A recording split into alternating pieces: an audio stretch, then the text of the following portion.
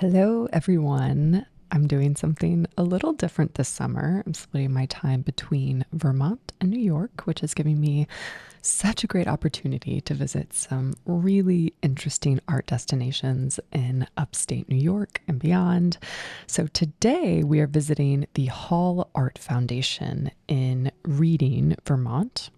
The Hall Art Foundation was founded by Andrew and Christine Hall in 2007, first in Germany, and then this location in 2012. Hall and his wife are major art collectors. Their collection is said to contain over 5,000 works.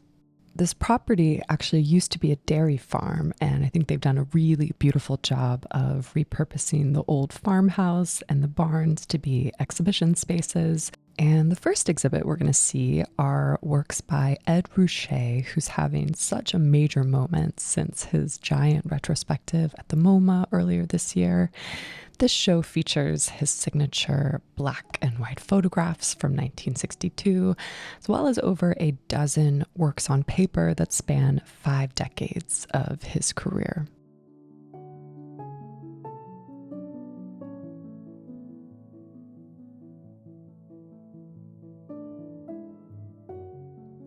Most of the foundation is actually across the street in a 19th century stone farmhouse and then 3 adjacent barns, as well as the surrounding land. There's a series of sculptures kind of scattered along a really beautiful walking path.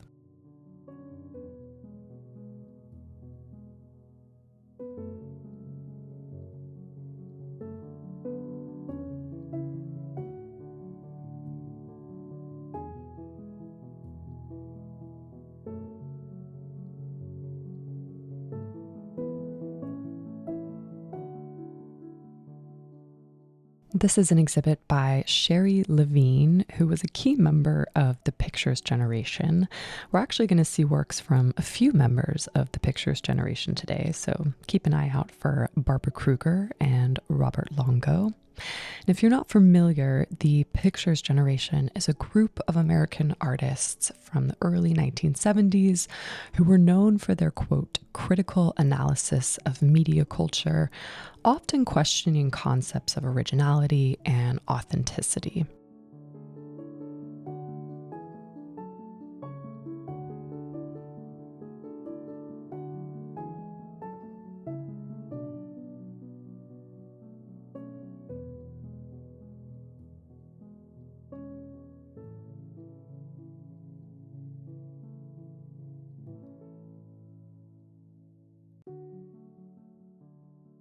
Coming up is my favorite room in the show. This is a work titled Salubra 7, and it consists of 14 monochromatic panels, which are based off of the product of a collaboration that Le Corbusier had with the Swiss wallpaper company Salubra.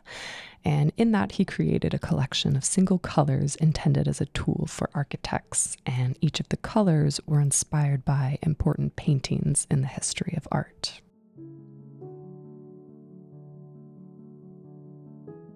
This is a nice shot of the grounds where you can see the old farmhouse and the adjacent barns. You can also see some of the sculptures which are scattered throughout the property. Another nice thing is that you don't actually have to walk all 400 acres of the property to see all the sculptures. They're all accessible on a 5 to 7 minute walk, which we'll go on shortly.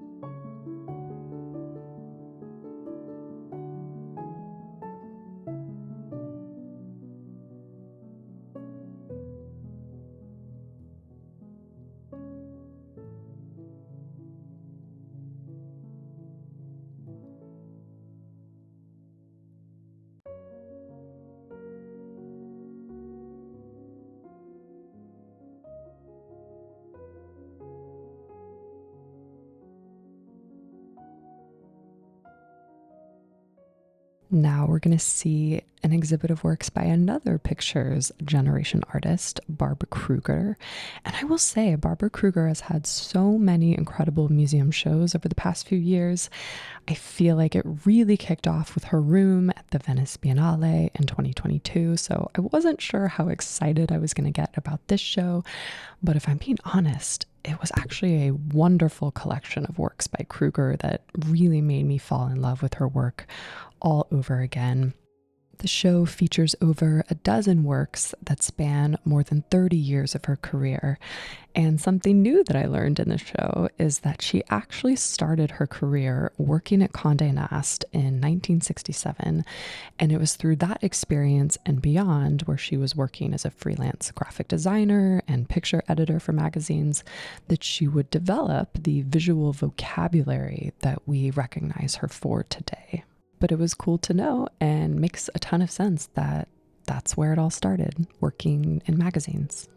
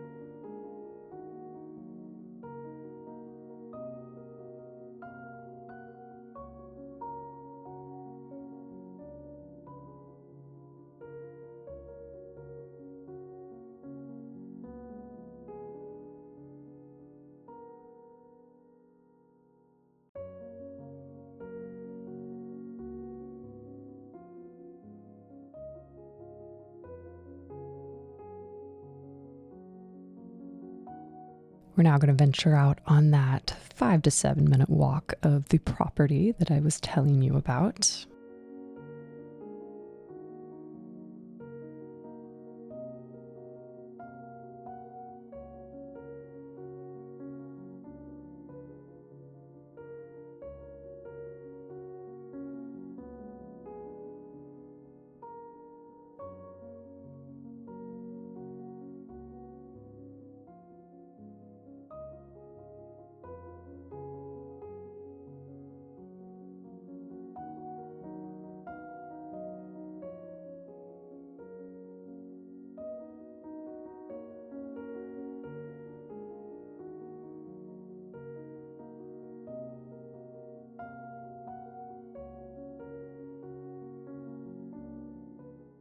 This is probably my favorite work of the day. I just think the scale is so impressive, and the waterfall aspect of the work is just so serene.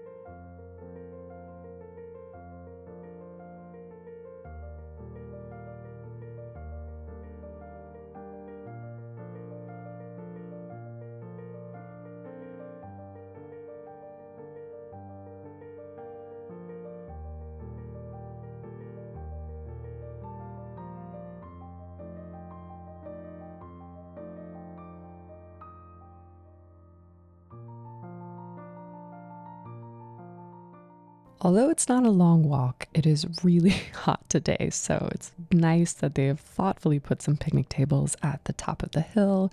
This would be a great place to just pack a lunch and enjoy the day. Also gives you, again, really nice views of the whole property.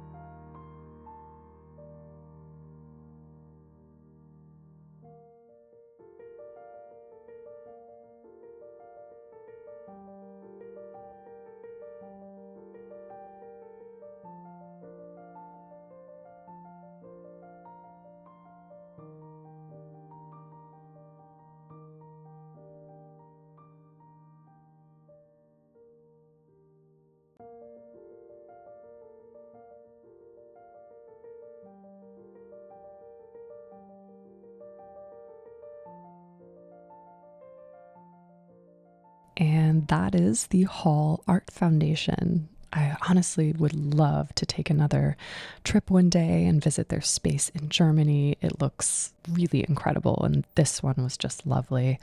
So we're now going to head back to Manchester, Vermont, which is a few towns over, to end this fantastic day at one of our favorite restaurants, the Crooked Ram.